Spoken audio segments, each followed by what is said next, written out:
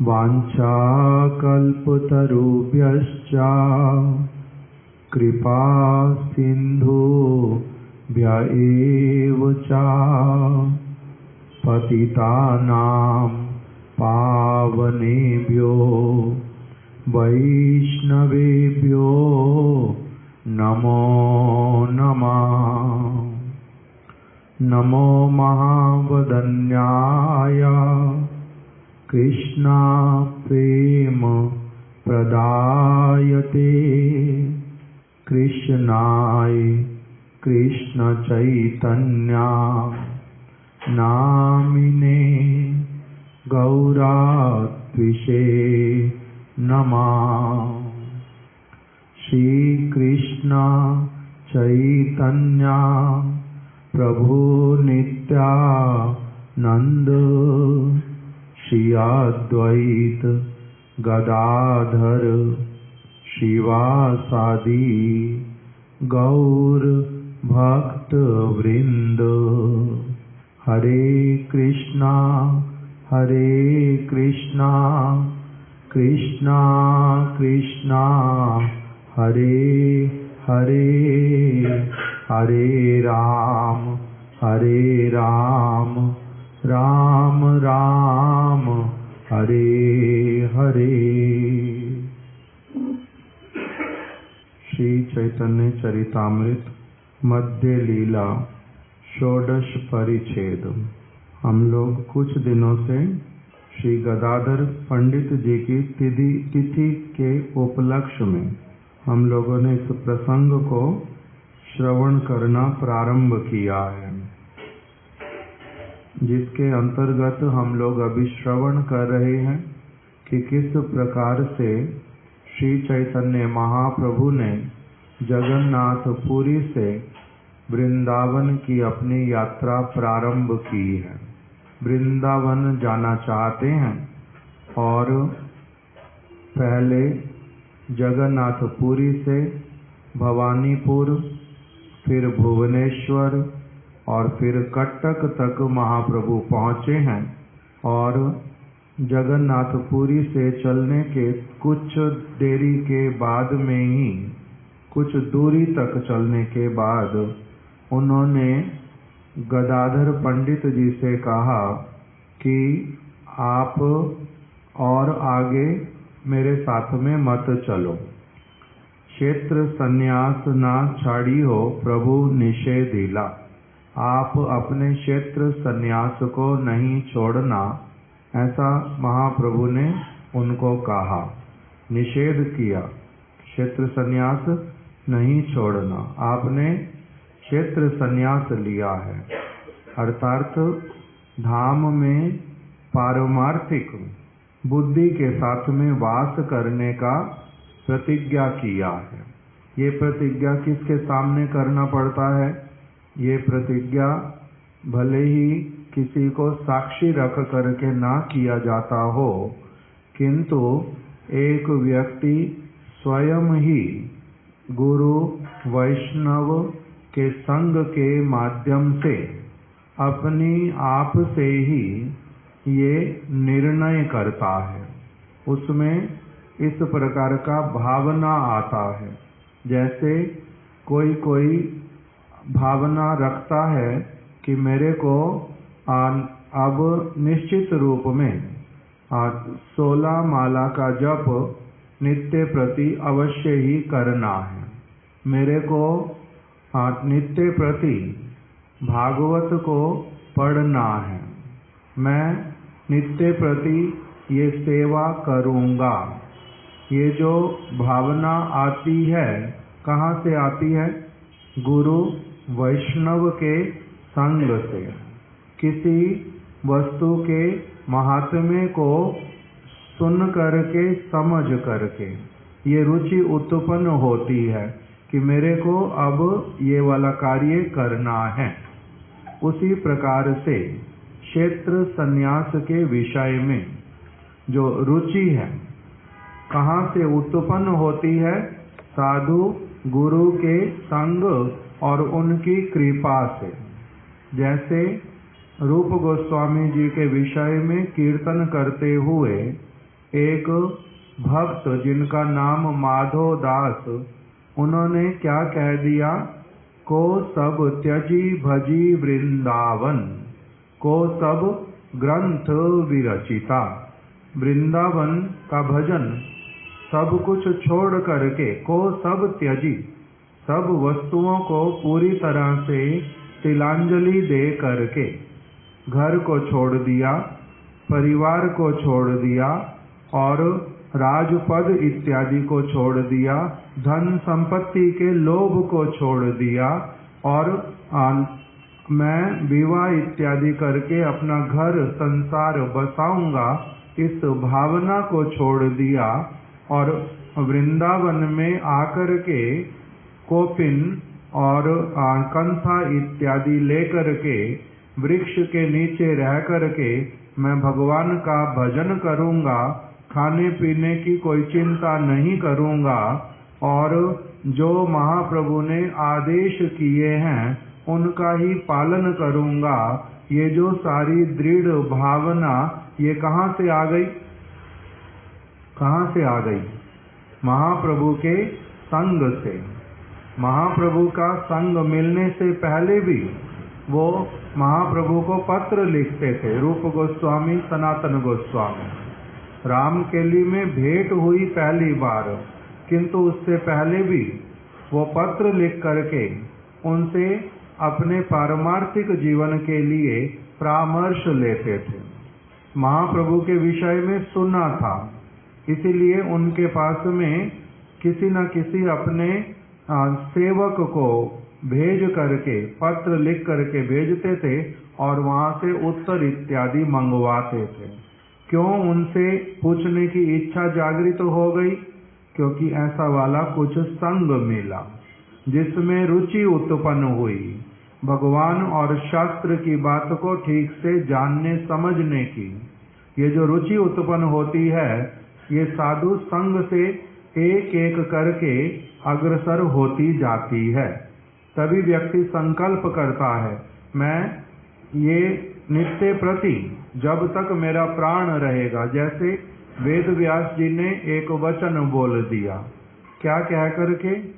वेद व्यास जी ने कहा, मुँह रहा रसिका भुवि भावुका, हे रस का पान करने वाले भक्तों, रस नामक जो अत्यधिक श्रेष्ठ और बहुत विशिष्ट सर्वोत्तम गुरुत्वपूर्ण जो वस्तु है रस, उसका यदि पान करने की तुम्हारी अभिलाषा उत्पन्न हो गई है तो तुम क्या करो, श्रीमद् भागवत रूपी रस का लय पर्यंत, जब तक तुम्हारी मृत्यु सामने आकर के खड़ी नहीं हो जाती तब तक, अथवा जब तक भगवान के चरण कमल में साक्षात रूप में नहीं पहुंच जाते तब तक क्या करते रहो, निरंतर इस श्रीमद् भागवत का पान करो। उन्होंने तो ये निर्देश दिया, इस निर्देश को पालन करने की कामना कहाँ से आती है? जैसे जैसे एक व्यक्ति के जीवन में शुद्ध और पवित्र साधु का जो भक्ति विनोद ठाकुर जी ने कहा निर्मल साधु संग, निर्मल साधु संग यदि किसी को प्राप्त होता है तब ये जो भक्ति के अंग, साधन भक्ति के श्रेष्ठ अंग, उनको पालन करने की कामना जागृत होती है। साधन भक्ति के अनंत अनंत उसके अंग हैं, उसमें से 9, 5, 3, 1 ऐसे करके बहुत बार इसको हमने श्रवण किया है। उसी में क्या आ गया? साधु संग, नाम कीर्तन, भागवत श्रवण, मथुरा वास, श्रद्धाए श्री मूर्ति सेवन। साधु संग करने की वृत्ति कहाँ से आती है? नाम संकीर्तन करने की वृत्ति, धाम में वास करने की वृत्ति, भागवत को श्रवण करने की वृत्ति, फिर श्री विग्रह का वास्तविक शुद्ध रूप में सेवन करने का वृत्ति, ये कहाँ से आता है? साधु संग से। साधु संग से ये सारी कामनाएं हृदय में जागृत होती हैं कि मैंने और किसी वस्तु की तरफ ध्यान नहीं देना। मैंने क्या करना है? शुद्ध भगवान का भजन करना है, भगवान का शुद्ध भजन। भगवान तो शुद्ध ही है, शुद्ध भगवान का भजन होता नहीं, भगवान का शुद्ध भजन मैंने करना है, ये कामना आती है। तो इनका जो क्षेत्र संन्यास किस लिए ग्रहण किया, ऐसी कामना क्यों जागृत हुई? जो गदाधर पंडित जी ये रहते थे कहाँ पर? पहले रहते थे महाप्रभु के साथ में नवद्वीप धाम में। महाप्रभु जिस समय बाल्यकाल महाप्रभु का, युवा अवस्था, ये सब समय उनके साथ ही रहते थे। और जब महाप्रभु ने संन्यास ग्रहण किया और शची माता के मुख से ये कहलवा लिया कि आप कहाँ रहो जाकर के?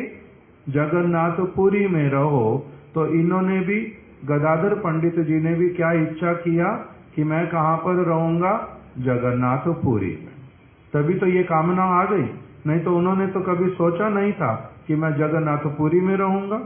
उनका वास जहाँ पर, जिसका जन्म हो जाता, जहाँ पर वास स्थान होता है, वहीं पर ही रहता व्यक्ति। और फिर किसी और स्थान पर जाने का निर्णय कब करता है? जब कुछ विशेष परिस्थिति उत्पन्न होती है, तभी तो जाता है अपने स्थान से दूसरे स्थान पर। तो इसी प्रकार से गदाधर पंडित के मन में क्षेत्र संन्यास की जो कामना, वो आई कहाँ से? श्री मन महाप्रभु के संग के प्रभाव से। इसलिए उन्होंने क्षेत्र संन्यास ले लिया। कहाँ पर रहूंगा? धाम में रहूंगा, धाम में नित्य प्रति रहूंगा, इस प्रकार का इच्छा किया था, प्रतिज्ञा कर लिया था।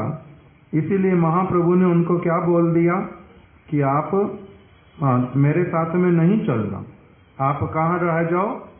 पुरी में ही रह जाओ, क्षेत्र मंडल की सीमा के अंतर्गत रह जाओ। किस लिए? क्या करते बार बार? फैन चाहिए तो एक बार में करो, बार बार में क्यों करते? वो श्रीमन महाप्रभु के साथ साथ में चलने लगे। उसके लिए क्या लिखा प्रभुपाद जी ने? तिल अर्ध प्रभुर विच्छेद कातर। महाप्रभु के संग के बिना एक तिल अर्ध, तिल छोटा सा, तिल खाने की वस्तु, उस तिल का आधा तिल, उतना समय, अर्थात बहुत थोड़ा सा समय भी वो महाप्रभु के विच्छेद को सहन करने में असमर्थ है, कातर हो उठते हैं। कातर होने का मतलब प्राण छटपट करने लगते हैं। जैसे मछली को जल से अगर निकाल दो तो मछली कैसे छटपट करती है? जगन्नाथपुरी में हम लोगों को देखने को मिला था, एकदम से छटपट छटपट करती है, ऊपर नीचे होती है और 1 मिनट में शायद मर जाती है। उसी को कहते हैं कातर होना। तो इस प्रकार से गदाधर पंडित जी का श्री चैतन्य महाप्रभु के साथ में जो संबंध, उसमें इतना अधिक उनका आविष्टता है सत वस्तु में, वहाँ पर उनका जो आसक्ति, उनके साथ में रहने का कामना, इसका आधार कोई जागतिक वस्तु नहीं है, जागतिक लाभ नहीं है। क्यों उनके संग में रहना चाहते हैं सब समय के लिए? क्योंकि वहीं पर सब समय के लिए जो विशुद्ध भक्ति की वार्ता, भक्ति का अनुशीलन, भगवान के साथ में अपने संबंध का प्रगाढ़ जो एक अनुभव, भावना, वो उत्पन्न होती है सब समय के लिए। इसीलिए उनके संग को बहुत अधिक महात्म्य देते हैं। सभी लोगों के लिए ऐसे वाला होता नहीं। हम लोग इस वस्तु का महात्म्य, इस वस्तु का गुरुत्व यदि समझ पाएं, तब हम लोगों का बड़ा मंगल है कि वास्तविक रूप में संग का महात्म्य कैसा होता है, उसके द्वारा क्या क्या नहीं होता। जैसे हमारे महाराज जी बड़े सरल शब्दों में समझाते थे कि जैसा करोगे संग वैसा चढ़ेगा रंग। संग एक व्यक्ति जैसा करता है उसको या तो संग मिल जाए या फिर संग एक व्यक्ति करे। जिसको संग मिल जाता उसके लिए वो भी परम सौभाग्यवान। जो संग के लिए कामना करता है, प्रयास करता है, वो भी बड़ा सौभाग्यवान। सबका एक जैसा होता नहीं। किसी को अपनी आप से संग मिल जाता और किसी को संग मिला नहीं, किंतु संग के महात्म्य को कुछ कुछ समझ करके संग के लिए कामना करते हैं, प्रार्थना करते हैं कि मेरे को वैसे वाला संग मिले। जिसको मिल जाए और फिर उसका छूट जाए, उसको असुविधा होती है। जिसको संग मिला, उसने संग का महात्म्य ही नहीं समझा, छूट गया, उसको कुछ असुविधा होती ही नहीं। जैसे हमारे गुरुदेव बोलते थे कि मेरे गुरु पाद पद्म, किसी के लिए बोल रहे, अपने लिए नहीं, कह रहे जी हमारे गुरु पाद पद्म हमारे जीवन से चले गए और हम लोगों का खाना पीना रहना सारे के सारे काम जो हम पहले कर रहे थे वो बिल्कुल वैसे के वैसे चलते जाते हैं। हमारे जीवन में उसके द्वारा अधिक कुछ परिवर्तन आया ही नहीं। तो कहते तुम्हारा संग क्या हुआ? फिर तुम्हारा संग हुआ क्या? यदि तुम्हारे को उसमें अभाव ही कोई अनुभव नहीं होता, तुमने क्या संग किया? फिर संग नहीं किया। नहीं तो साधारण जगत में भी किसी व्यक्ति का प्रिय व्यक्ति यदि चला जाए, शरीर छोड़ दे, गुम जाए अथवा नाराज होकर के कहीं चला जाए, मैं आना ही नहीं चाहता यहाँ पर, तब फिर जो प्रिय व्यक्ति, उसके हृदय की अवस्था कैसी वाली होती है? उसको बहुत समय तक खाना पीना, किसी से बात करना, किसी चीज के लिए प्रयास करना, कुछ भी उसको अच्छा नहीं लगता, उसको कुछ भी नहीं अच्छा लगता। और तुम्हारे गुरुदेव चले गए तुम्हारे जीवन में से और तुम्हारे को उसके द्वारा कोई भी मन में बात आती ही नहीं। जैसा जीवन था वैसा जीवन चलता जाता है। तो फिर तुमने संग जो है कितना किया? कौन से वाला संग किया? साधारण लोगों के साथ में जैसे रहते हैं उनके साथ में भी वैसे वाला ही रहे, वैसे वाला ही उनके प्रति मेरा भावना हुआ था, इसलिए वो चले गए, वो नहीं तो कोई और है, वो ये नहीं है, वो नहीं, बस थोड़ा सा मन में आता है। घर में भी किसी के आता है, किसी की माँ चली गई कब, किसी का पिता चला गया कब, कोई बात 2 साल में 10 साल में एक बार मन में आ जाती, वो बैठे होते तो पूछ लेता, वो एक्सपर्ट थे इसमें। बस इतनी सी तो बात हो। तो यदि इतना ही हो किसी का, तब संग हुआ नहीं। और इनके लिए कैसा था? तिल अर्ध प्रभु विच्छेद कातर। महाप्रभु के विरह में एक मुहूर्त भी यदि रहना पड़े, उसमें क्या हो जाते थे? एकदम से कातर हो उठते थे, विरह विहिवल। उस प्रकार का गदाधर पंडित जी का स्थिति, अतुलनीय गौर प्रेम उनमें था। इसीलिए उन्होंने प्रभु को क्या कह दिया? प्रभु के संग के लोभ से उन्होंने धाम वास रूप क्षेत्र संन्यास त्याग्यो पंडित अविचलित। महाप्रभु के संग का लोभ उनके लिए ऐसे वाला है, अर्थात तो उनको साधु संग के प्रति, सत्संग के प्रति, जिनके साथ में रहने से उनका सारा कुछ पालन करना हो जाता है। स्वेच्छा नहीं, स्वतः ही सारा कुछ पालन करना हो जाता है। इसीलिए जब महाप्रभु ने उनको कहा क्षेत्र संन्यास ना छाड़ियो, क्षेत्र संन्यास छोड़ना नहीं, आप यहीं पर ही रह जाओ, उन्होंने साथ साथ में बोल दिया, जहां तुम्हें सही नीलाचल, जहां पर आप हैं वहीं पर ही मेरे लिए नीलाचल है, वहीं पर ही नीलाचल है, वहीं पर धाम है, जहां तुम्हें सही नीलाचल।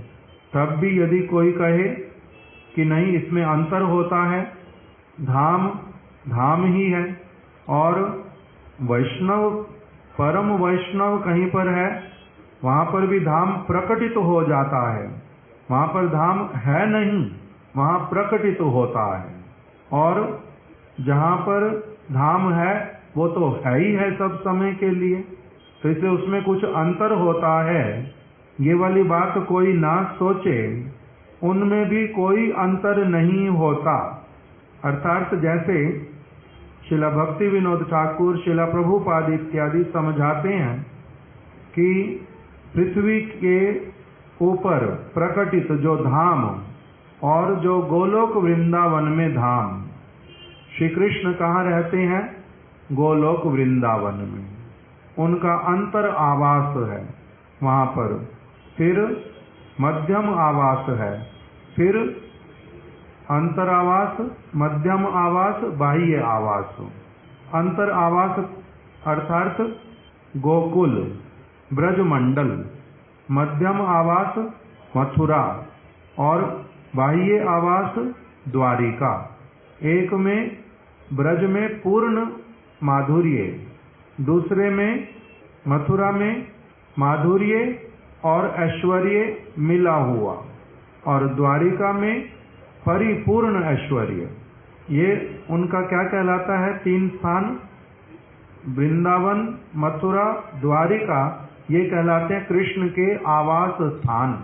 भागवत में तीनों के लिए अलग अलग स्थानों पर श्लोकों में आ गया नित्य सन्निधि, जहाँ पर भगवान का नित्य वास है, नित्य सन्निधि, जहाँ पर नित्य रहते हैं, उस प्रकार से वर्णन किया। तो अभी जैसे वहाँ पर है वैसे ही फिर कहाँ प्रकटित होते हैं? इस ब्रह्मांड के अंतर्गत इस पृथ्वी पर और ब्रह्मांडों में भी और पृथ्वियों पर। वैसे ही धाम जो है वो प्रकटित होता है। जब धाम प्रकटित हुआ, कृष्ण ने लीला की, आज से 5,500 वर्ष पहले, जैसे हम लोग ये सुनते हैं, अनुमान लगाते हैं, 5,500 वर्ष पहले श्री कृष्ण आए थे। 550 वर्ष पूर्व लगभग चैतन्य महाप्रभु आए थे। किंतु महाप्रभु 24 वर्ष तक नवद्वीप में रहे, फिर चले गए। तो धाम फिर अब वो केवल मात्र क्या रह गया? वहाँ पर आए थे और चले गए हैं, इसीलिए वो स्थान जो है धाम कहलाता है, ये ठीक है। किंतु यहाँ तो 24 वर्ष ही तो लीला की है। जो नित्य उनका स्थान है, या फिर श्री कृष्ण ब्रजभूमि में कितने वर्ष रहे थे? 11 वर्ष रहे थे। 11 वर्ष लीला किया है। उसके बाद तो वो फिर मथुरा चले गए, फिर द्वारिका चले गए। किंतु अपने गोलोक वृंदावन में वहाँ तो वो क्या करते हैं? सब समय रहते हैं, नित्य सन्निधि। गोलोक के अंतर्गत ही तीनों, मथुरा भी, वृंदावन भी, द्वारिका भी, तीनों को ही गोलोक कहते हैं। तो वहाँ जो नित्य ब्रज, वहाँ पर तो वो अलग है, और जो इस पृथ्वी पर अवतरित हुए वो अलग हैं। किंतु कहते हैं नहीं, पृथ्वी पर होने पर भी, यहाँ पर केवल दिखलाई सुनाई देने पर भी कि 11 वर्ष लीला की थी, किंतु सब समय के लिए वो स्थान और ये स्थान एक ही हैं, अभिन्न हैं। इसमें कोई भी तिल मात्र भी अंतर नहीं है। अभी मेरे को अपने दोष के कारण, कर्म दोष के कारण, मेरे को वृंदावन का दर्शन होता नहीं। माया की उसके ऊपर जो परत चढ़ी हुई, मैं उसके दर्शन करता हूँ। इसलिए क्या विचार करता हूँ कि भगवान का नित्य धाम ऐसा थोड़ा ना होगा जैसा यहाँ पर है। किंतु यहाँ पर भी ऐसा नहीं है जो मैं देख रहा हूँ। यहाँ पर भी ऐसा नहीं है। है वो कैसा? जैसा गोलोक वृंदावन है वैसा ही ये वाला वृंदावन है, वैसा ही गिरिराज, वैसे ही नंदग्राम, वैसे ही अन्य सभी स्थान। तो उसमें कोई अंतर नहीं है। इसी प्रकार से हमारे महाराज जी इस बात को बहुत दृढ़ रूप में बोलते थे कि जैसे गोलोक वृंदावन, उसी प्रकार से इसको बोलते भौम्य ब्रज, भौम्य मथुरा, भौम्य द्वारिका, भूमि पर प्रकटित जो हुई। भौम्य वृंदावन और गोलोक वृंदावन में जैसे कोई अंतर नहीं है, उसी प्रकार से जो महाप्रभु अथवा उनके संपूर्ण रूप में कृपा पात्र, अभिन्न उनके हृदय, उनके अत्यधिक प्रिय प्रेष्ठ जन, जिनके नाम के साथ में क्या लगता है कि ये आचार्य माम विजानीयात, ये भगवान से अभिन्न हैं, ऐसे आचार्य हैं। अथवा जिनके लिए क्या कहा जाता है, साक्षात हरित्वेन समस्त शास्त्र, ये सबके ऊपर लागू नहीं होते वचन, ये वास्तविक रूप में भगवान के परिपूर्ण रूप में अत्यधिक कृपा पात्र और उनके साथ में जिनका बहुत अधिक घनिष्ठता, जो परस्पर के प्रेम में पढ़ करके एक दूसरे के इतने वशीभूत होते हैं, इतने वशीभूत कि जिसके जो हमारी कल्पना से परे की वस्तु है, उनके लिए ये शब्द व्यवहार होते, साक्षात हरित्वेन समस्त शास्त्र। तो उस प्रकार का जो ये वचन जिनके ऊपर भी लागू होता है, वो व्यक्ति किसी भी स्थान पर क्यों ना हो, वही स्थान ही क्या होता है, वृंदावन। जय स्थाने वैष्णवगण, सही स्थान वृंदावन। कौन से वैष्णवगण? जिनका गणना इस कैटेगरी में आता है, उनके लिए कहा गया, जिस किसी के लिए नहीं। तो इसलिए गदाधर पंडित जी ने क्या कह दिया, जहां तुम्हें आप जहां पर हैं वहां पर क्या है, सेई नीलाचल, वही मेरे लिए नीलाचल है, वही धाम है, वही धाम है। इसलिए भक्ति विनोद ठाकुर जी ने इसी का ही व्याख्या किया, क्या कह करके, जय स्थाने वैष्णवगण, सही स्थान वृंदावन, सही स्थाने आनंद अशेष, नदी तथा गिरी तथा गोवर्धन, नदी तथा क्या है आगे पूरा पद आता किसी को, नदी तथा यमुना, रज तथा हाय ब्रज रज, ऐसे करके पूरा वर्णन किया उसने। जय स्थाने वैष्णवगण, इसी बात को बोल दिया, जहां पर आप हैं वही नीलाचल है। महाप्रभु यदि कहें कि कुछ तो अंतर होगा, धाम साक्षात रूप में वहां पर विराजित है, सारी लीला स्थलियां हैं, और यहाँ पर तो केवल मैं हूं, कुछ तो अंतर होगा। उसी के लिए उन्होंने क्या कहा, अंतर यदि होगा तो वो कौन से वाला होगा, जो अधिक महात्म्य होगा वो किसका होगा, जहां पर क्षेत्र है या फिर जहां पर वैष्णव है, उन दोनों में से किसका पलड़ा भारी होगा।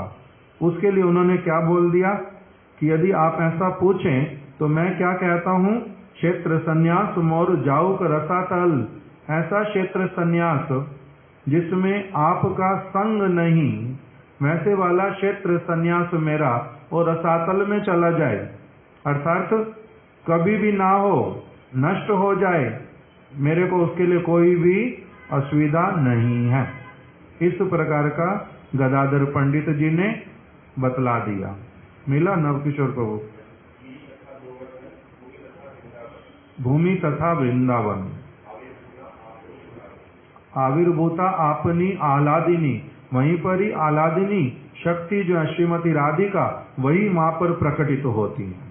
जय स्थाने वैष्णवगण, सही स्थान वृंदावन, सही स्थाने आनंद अशेष, गिरि तथाय गोवर्धन, भूमि तथाय वृंदावन, आविर्भूता आपनी आह्लादिनी, वहां पर स्वयं ही आविर्भूत हो जाती है आह्लादिनी शक्ति।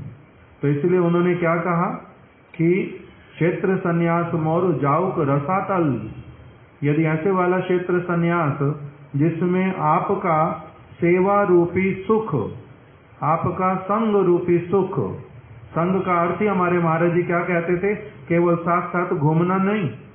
जैसे कल कहानी सुनी थी कि मेरे को वहां पर मालपुआ मिलेगा, पूड़ी मिलेगी, लड्डू मिलेगा, काम करने के लिए कुछ नहीं करना पड़ेगा, वैसे वाला संग नहीं। यहाँ पर संग कौन से वाला, क्यों महाप्रभु के साथ रहना चाहते हैं, केवल मात्र मेरे को कथा सुनने के लिए मिलेगी, इसलिए इसमें भी स्वसुख बहुत बार हो जाता है, सेवा के उद्देश्य से रहते हैं। इसलिए उन्होंने कह दिया क्षेत्र संन्यास मोर जाऊक रसातल, रसातल में चला जाए, ऐसे वाला क्षेत्र संन्यास जिसमें आपके जैसा संग नहीं।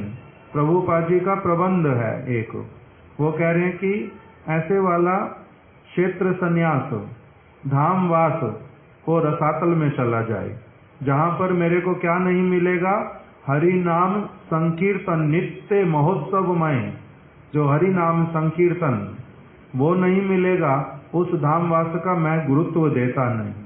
फिर उन्होंने कहा साधु संग भी क्यों करना है, कौन से वाले साधु संग को करना है, ऐसे वाला साधु संग जिसमें मेरा क्या होगा, नित्य निरंतर जो नाम संकीर्तन उसके प्रति मेरा प्रगाढ़ रुचि उत्पन्न होता जाएगा। साधु संग के मूल में ये वस्तु है, यदि वो ना हो काहे का साधु संग हो।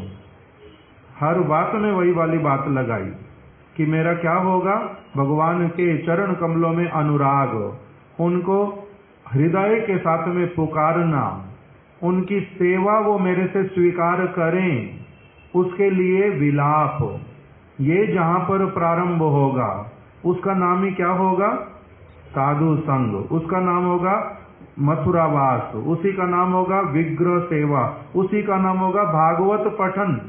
नहीं तो भागवत वृंदावन में बहुत सारे विद्यालय अलग अलग जगह पर बहुत सारे लोगों को इकट्ठे बिठाते हैं, भागवत पढ़ाते हैं। हमारा गुरु भाई राधेश्याम वो पढ़ने के लिए जाता था भागवत। महाराज जी आएंगे कथा सुनने जाएगा नहीं, गुरुदेव आएंगे बिल्कुल पास में रूप सनातन में, दर्शन के लिए भी जाएगा नहीं, कथा तो छोड़ ही दो। किंतु भागवत पढ़ने के लिए जानी कहाँ पर, जहाँ पर वो केवल मात्र संस्कृत के अनुसार शब्द अर्थ करते रहते हैं, वहां भागवत पढ़ने जरूर जाना है। और वहां से क्या सीखा, भागवत सुनते हैं जब तो विवाह करना ही चाहिए।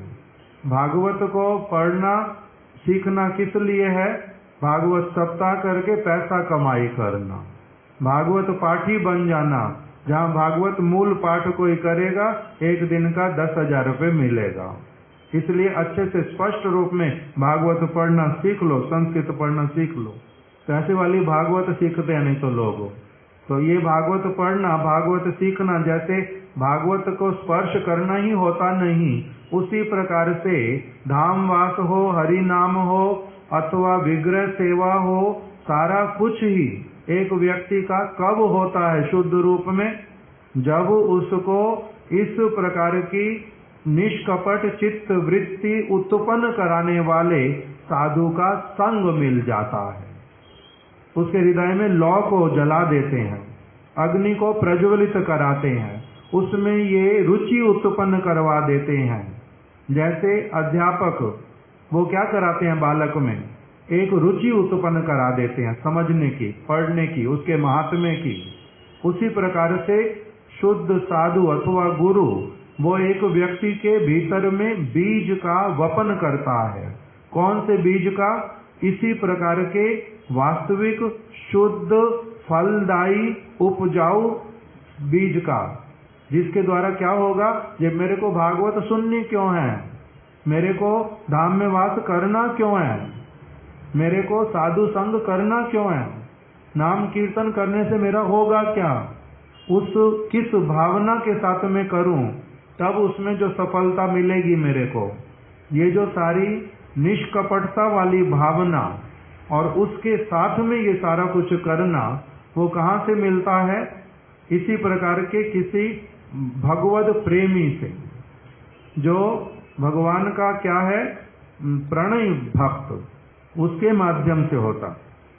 तब ये वाली बात बोल सकते, नहीं तो ऐसे ही बोल सकते हैं कि क्षेत्र संन्यास मोर जाऊक रसातल, आपके बिना आपके संग के रहित जो क्षेत्रवास वो रसातल में जाए। रसातल में जाने का मतलब क्या होता है, जैसे हम लोग कितने अलग अलग शब्द बोल देते, मरने दो इसको, मेरा क्या जाता है, भाड़ में जाए, जैसे ये शब्द बोल देते हैं। उसी प्रकार की भावना से क्या कहा है, ऐसे वाला मेरा क्षेत्र संन्यास जो वो कहाँ जाए, क्षेत्र संन्यास मोर जाऊक रसातल, भाड़ में जाए, आग लगने दो इसको, मरने दो, मेरे को क्या लेना देना उससे। उसको उस प्रकार से कह दिया। क्या व्यर्थ की बात बोली है, क्या महाप्रभु के साथ में कुछ रहने की, खाने पीने की और वस्तुओं की सुविधा मिलेगी, इसलिए बोला है। उस सब के लिए तो बोला नहीं। ये मेरे को टोका टाकी नहीं करेंगे इसलिए बोला है। इनके साथ में रहने से मेरा यश वर्धित होएगा इसलिए बोला है। वो सब उसके कारण नहीं है। इनका मैं चिर ऋणी हूँ, नित्य निरंतर। इनका मेरे को सेवा प्राप्त हो, उस भावना के साथ में उनके साथ में जाना चाहते हैं। पंडित कहे जहां तुम्ही सही नीलाचल, क्षेत्र संन्यास मोर जाओ रसातल। फिर महाप्रभु ने आगे क्या बोला था? प्रभु कहे यहाँ करो गोपीनाथ सेवन। यहाँ पर तुम क्या करते हो? जगन्नाथपुरी में तुम गोपीनाथ जी की सेवा करते हो। यहाँ करो गोपीनाथ सेवन। पंडित कहे कोटि सेवा त्वत्पाद दर्शन। आपके चरण कमलों का दर्शन, इसके द्वारा ही क्या होगा? करोड़ गुना अधिक सेवा गोपीनाथ जी की हो जाएगी अपनी आप से। करोड़ गुना मैं जो यहाँ रह के करूँगा वो कितनी होएगी? अगर 1% तो आपके साथ में यदि रहूँगा, भले ही उनके सामने साक्षात रूप में नहीं हूँ, अपने हाथों से साक्षात रूप में कुछ नहीं कर रहा हूँ, किंतु आपके साथ में रहने से ही मेरा क्या हो जाएगा? करोड़ गुना, 1 करोड़ बार। पहले 1 बार सेवा करना होता था, किंतु आपके साथ रहने से 1 करोड़ बार सेवा हो जाएगी मेरी। कोटि सेवा त्वत्पाद दर्शन, आपके चरण कमल के दर्शन से। दर्शन क्या होता है? चरण कमल का दर्शन। अभी लोग क्या करते हैं? गुरु पाद पद्म का फोटो खींचने का टेक्निक आ गया, उसमें उनके केवल चरण को फोटो खींच करके देंगे, ये चरण कमल है। बाकी उनका सारा अंग काट दिया, उसी का नाम चरण कमल। किंतु उसको चरण कमल केवल नहीं कहते, गुरु पाद पद्म। कहने का अर्थ क्या होता है? गुरुदेव ही पूर्ण, ऊपर से नीचे तक साक्षात उनका पूर्ण स्वरूप, उसी को कहते हैं गुरु पाद पद्म। पाद शब्द लगाने का अर्थ केवल मात्र चरण नहीं होता, श्रीपाद भी बोलते हैं। सम्मान पूर्वक किसी को उच्चारण करते हैं। महाप्रभु अपने गुरुदेव के लिए बोलते थे कि मेरे को उन्होंने मंत्र दिया, मैंने उनसे जाकर के पूछा श्रीपाद किबा मंत्र दिला गोसाई। इस जगह पर तो बोला नहीं, किसी और जगह श्रीपाद कह के बुलाते हैं।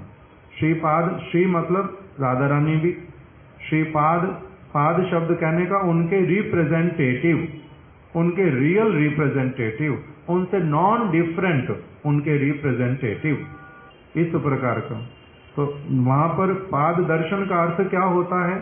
त्वत्पाद दर्शन अर्थात आपके वास्तविक व्यक्तित्व के, आपकी करुणा के, आपके हृदय के, आपके सिद्धांतों के, आपके प्रिंसिपल्स के, आपके हृदय में प्रेम के, आपका किसके प्रति पूर्ण समर्पण है, उस सारी वस्तु को जो व्यक्ति साक्षात रूप में अनुभव कर लेता है, उसको कहते हैं कि इनका क्या हुआ है? दर्शन हुआ है। इसका नाम दर्शन है। केवल ये जड़ नेत्रों से दर्शन, ये बहुत ही अधिक हे दर्शन, असंपूर्ण दर्शन, अधिकांश क्षेत्रों में व्यर्थ वृथा वाले दर्शन होते हैं। दर्शन शब्द का अर्थ होता है मेरे चिन्मय नेत्रों के द्वारा, मेरी चिन्मय वृत्ति के द्वारा गुरु पाद पद्म के वास्तविक चिन्मय स्वरूप का दर्शन। इसीलिए मंत्र करते समय प्रार्थना करते हैं, गुरु मंत्र जब करते हैं कि आप क्या करें? प्रच उदयात, आप अपना जो वास्तविक आपका हृदय का स्वरूप है वो कृपा करके मेरे समक्ष पूर्ण रूप में उसको उदित करा दें। प्रच उदयात, प्रकृष्ट रूप में, बड़े सुंदर स्पष्ट रूप में मेरे समक्ष आपके हृदय का वास्तविक प्रेम जो भगवान के प्रति आपका है, उसके कारण जो आप उनके कृत दास जैसे बन करके सब कुछ करते रहते हैं, वो वाला आपका जो स्वरूप वो क्या हो जाए? मेरे नेत्रों के समक्ष, मेरे हृदय में, मेरी चित्त वृत्ति में वो आप पूर्ण रूप में प्रकटित करा दो।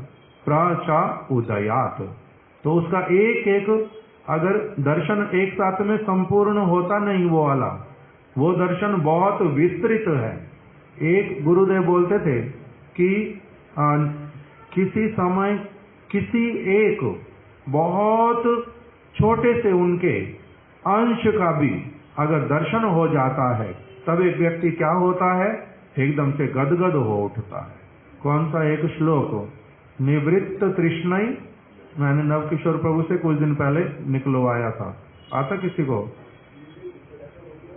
निवृत्त तृष्णई रूप उपगीये मान भव औषधात स्रोत मनो अभिरामात, कहो उत्तम श्लोक गुणानुवादा, पुमान विरचेत बिना पशुगनाथ।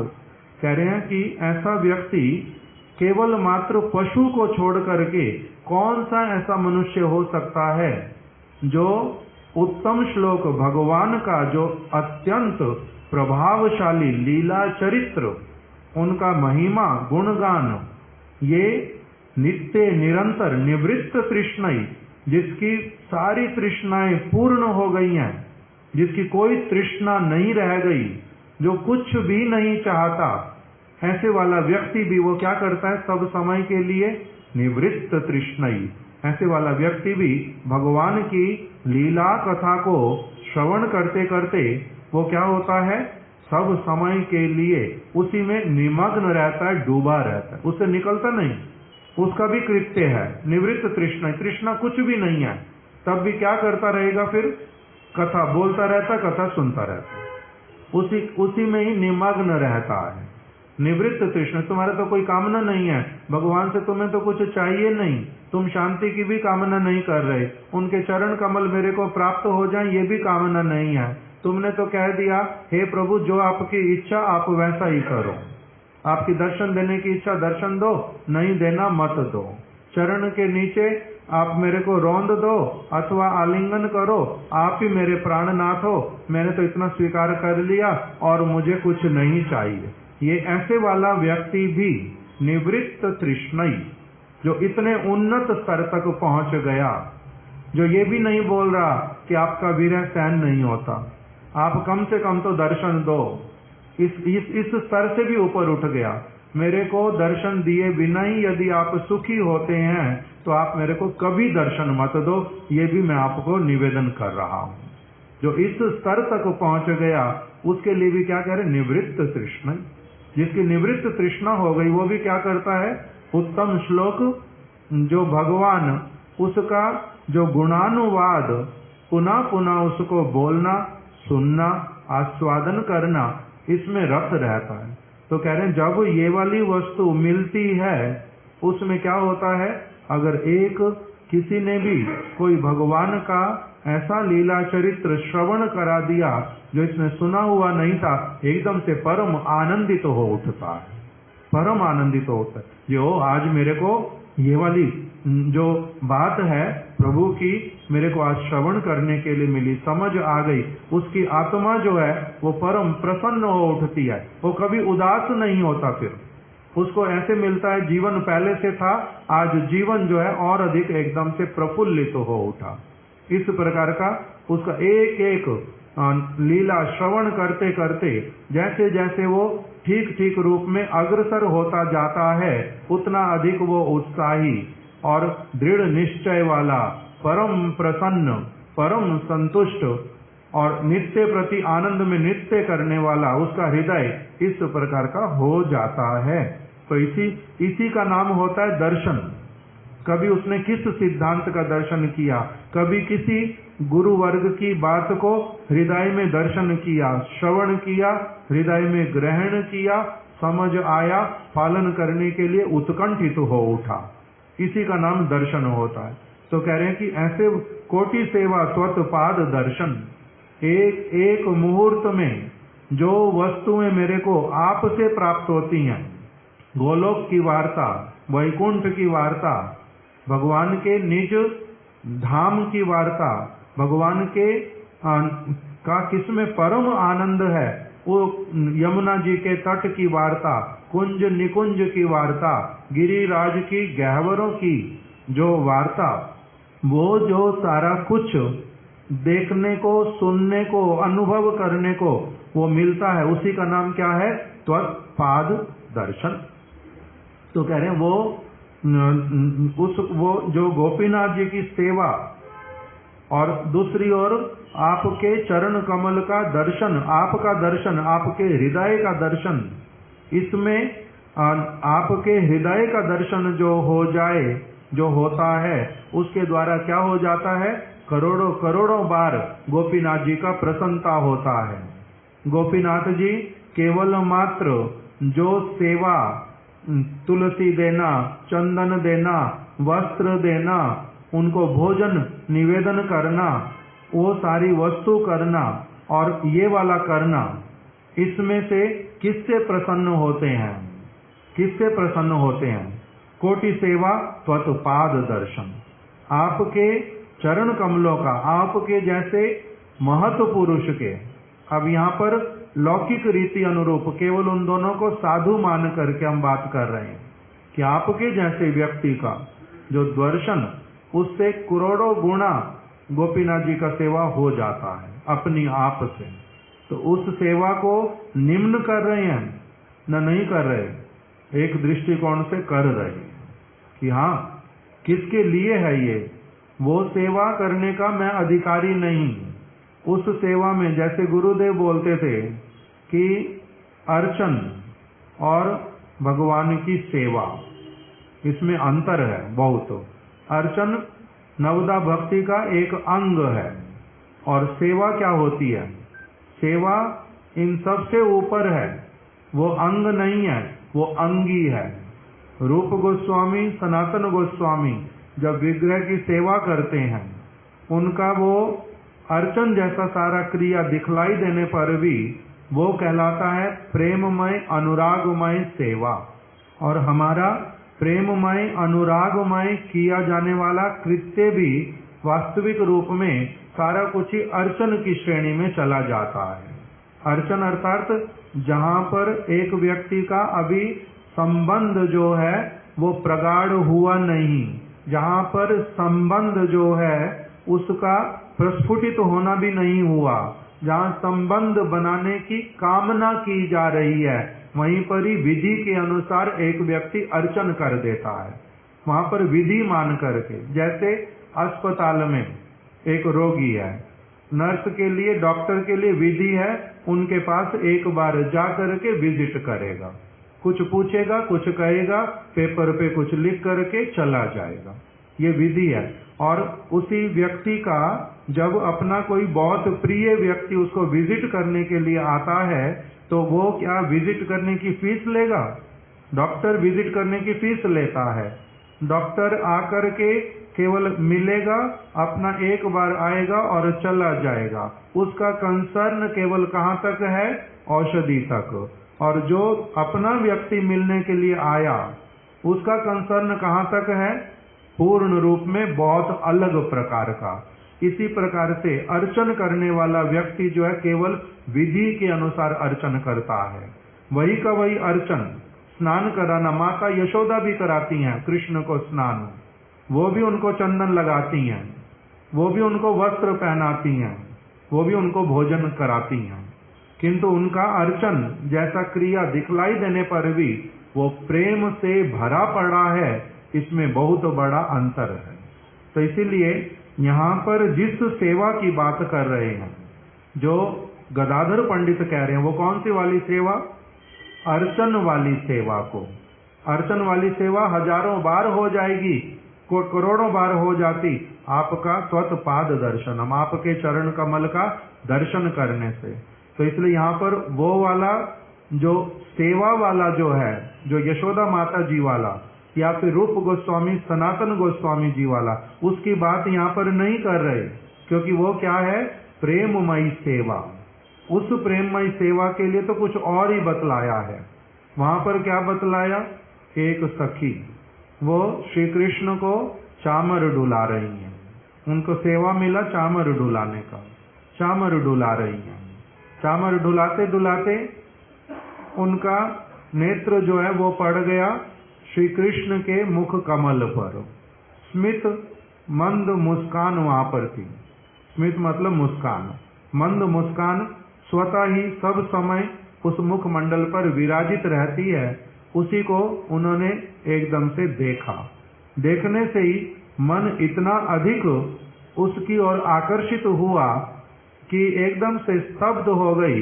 हाथ से कब चामर छूट गया पता ही चला नहीं। जब वो उनके अनुभव में आई बात कि मैं तो ये चामर लेकर के चामर की सेवा कर रही थी, चामर ढुलाने की, ये तो मेरी सेवा छूट गई। तब क्या किया, साथ ही साथ में अपने आप को धिक्कार दिया। धिक्कार है, मेरे को धिक्कार है। मेरे नेत्र जो हैं ये मेरे सबसे बड़े शत्रु। इन्होंने किस लिए कृष्ण के मुख को देखने के लिए गए? कृष्ण की मधुर मुस्कान को देखा क्यों ऐसे मग्न हो गए वहां पर, जो सेवा ही हाथ से छूट गई। किसको गुरुत्व दिया था? सेवा को गुरुत्व दिया, दर्शन को गुरुत्व दिया नहीं। वो दर्शन मेरा ना हो भले ही, किंतु क्या चाहिए मेरे को? सेवा। ये कौन से स्तर की, कौन से व्यक्ति की बात है? ये गोपी देह प्राप्तकारी भक्त की बात है, प्रेमिक भक्त की। और जो गदाधर पंडित अभी यहाँ पर हम लोगों को बोल रहे हैं, ये किसकी वाली बात है? एक भक्त के रूप में, एक साधक के रूप में अपने आप को देखते हुए यहाँ पर बतला रहे हैं कि एक व्यक्ति है जो अर्चन कर रहा है अपनी आप से, वहीं तक की उसकी योग्यता है। और दूसरी तरफ से उसको कोई प्रेमिक भक्त मिल गया, उसका संग मिल गया। अब इन दोनों में से किसको उसने गुरुत्व देना है, वहां पर विचार ये वाला दिखाया, कोटि सेवा त्वत् पाद दर्शन।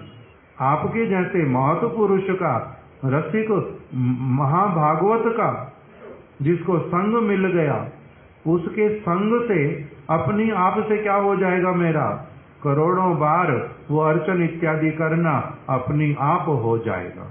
इस प्रकार की भावना के साथ में ऐसा उन्होंने बोल दिया। आज यहीं तक रख देते, कल इससे आगे अब और फिर सुनेंगे। श्री चैतन्य चरितामृत की जय, श्री चैतन्य महाप्रभु की जय, श्री गदाधर पंडित की जय, श्रील कृष्णदास कविराज गोस्वामी की जय, श्रील गुरुदेव की जय। वांछा कल